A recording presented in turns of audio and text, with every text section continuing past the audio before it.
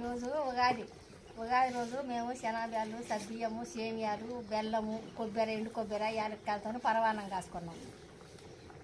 ఉగాది అప్పుడల్లా మేము ఎప్పుడైనా అట్లే పరవాన్నం కాసుకుంటాం. ఈరోజు మళ్ళా ఉలవలతోని చారు పెట్టుకుంటున్నాం.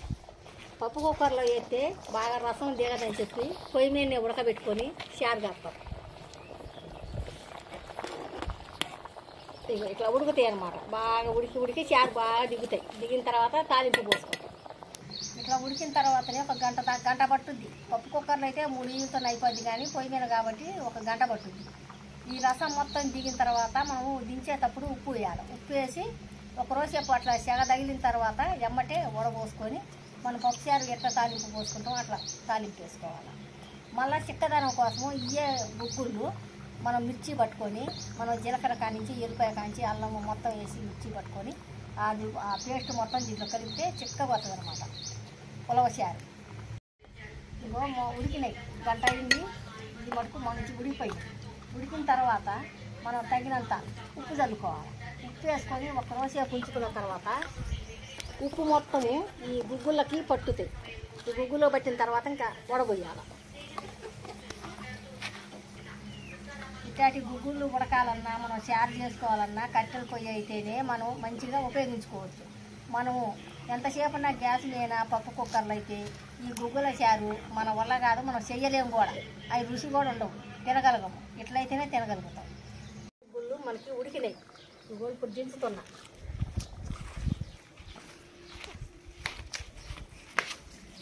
దించిన తర్వాత వడగట్టాల చారు. ఇట్లా ఇట్లా ఉంచుకుంటే ఇట్లా దిగుతున్నాయి, రసం బాగా దిగుతున్నాయి అన్నమాట. ఇది చారు తాలింపు పోసుకొని తింటే ఏమో ఉంటుంది.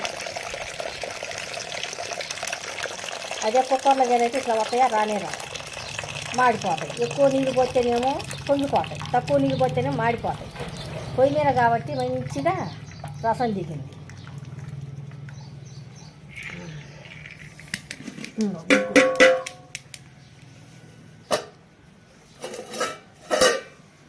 ఇట్లా ఈ కొన్ని గుగ్గుళ్ళు ఇట్లా ఆరబెడితే బాగుంటాయి.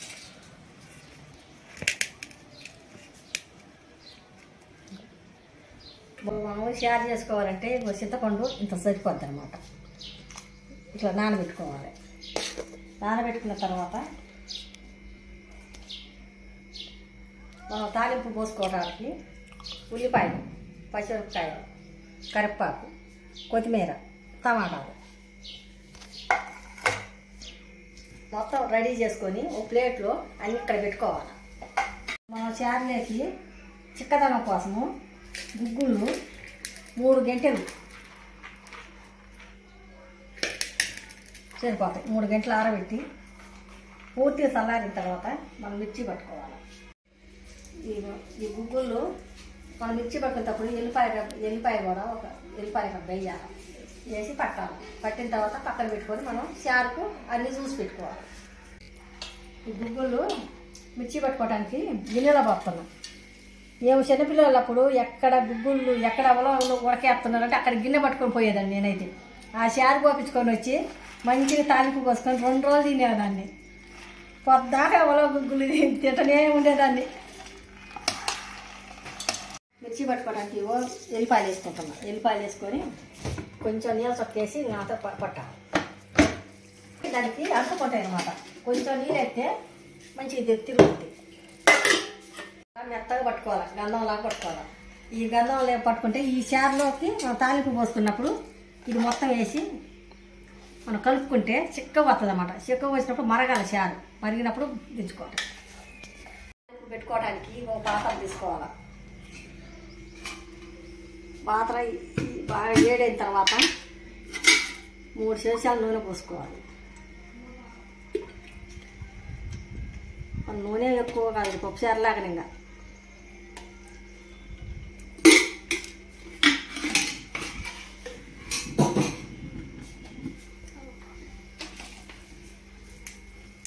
ఇక 3 ఎండుమిరపకాయలు తీసుకోండి.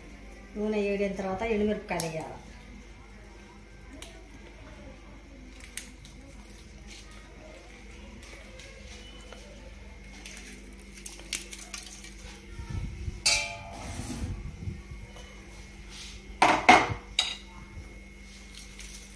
ఇప్పుడు నూనె బాగా వేడైంది. ఇప్పుడు ఎండుమిరపకాయలు వేస్తున్నాం.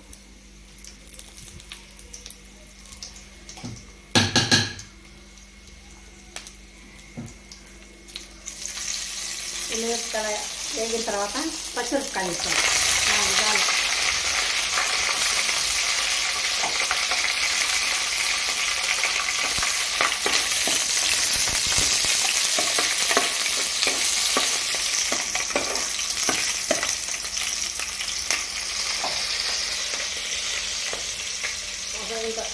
ఉల్లిపాయ చిన్నపాయ చెప్పుకోండి. ఉల్లిపాయ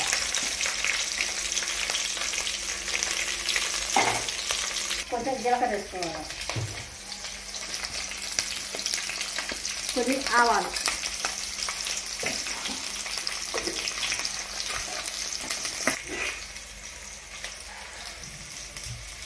కరివేపాకు వేసుకోవాలి. ఉల్లిపాయ వేసి కరివేపాకు వేసుకొని కరివేపాకు కొంచెం వేడిన తర్వాత ఇది టమాటా ముక్కలు వేసుకోవాలి. టమాటా ముక్కలు చిన్నకాయలు కొంచెం రాను.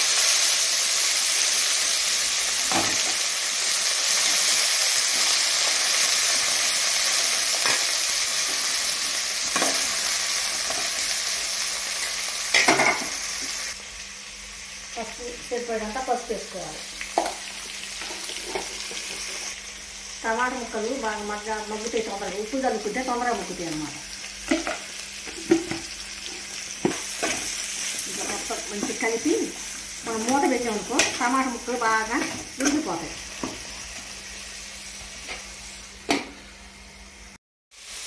తాలింపులో కొంచెం టమాటా ముక్కలు ఉల్లిపాయలు మొత్తం వేసేటప్పుడు కొంచెం కొత్తిమీర వేసుకుంటే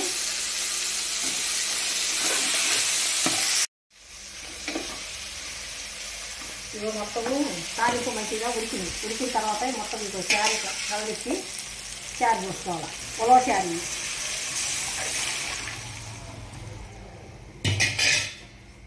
ఇదేమో అల్లం మనం మంచిగా పేస్ట్ లాగా పట్టుకున్నాం కదా. గుగ్గుళ్ళు అల్లం పేస్ట్ పట్టుకున్నట్టు పట్టుకున్నాం.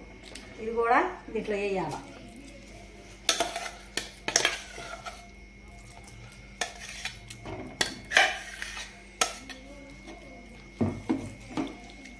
ఇట్లా కలుపుతూ ఉంటే మంచిగా చిక్కగా వస్తాయి అన్నమాట. బాగా మరగాల. మూత పెట్టుకోవాలి. ఇప్పుడు మనం చింతపండు రసం పోసుకోవాలి. చింతపండు రసం పోసుకుంటే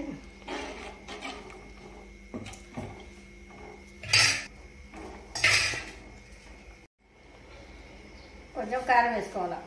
మనం మరిగే చారులో కొంచెం సరిపోద్ది. ఎక్కువ వేసుకున్నా బాగుంది. పచ్చిమిరపకాయలు వేసుకున్నాం కాబట్టి సరిపోద్ది కారం.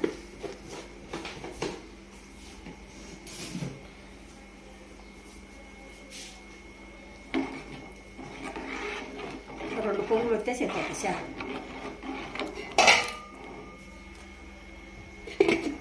ఎట్లా మరిగేది చూడండి. ఇట్లా బాగా చారు బాగా మరగాలి.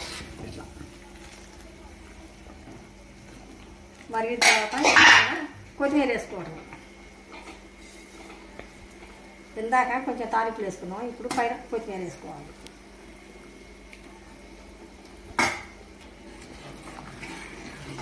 చారు అయిపోయింది, రెడీ. ఉగాది రోజున మనం ఉలవ చారు మంచిగా రుచిగా వండుకున్నాం.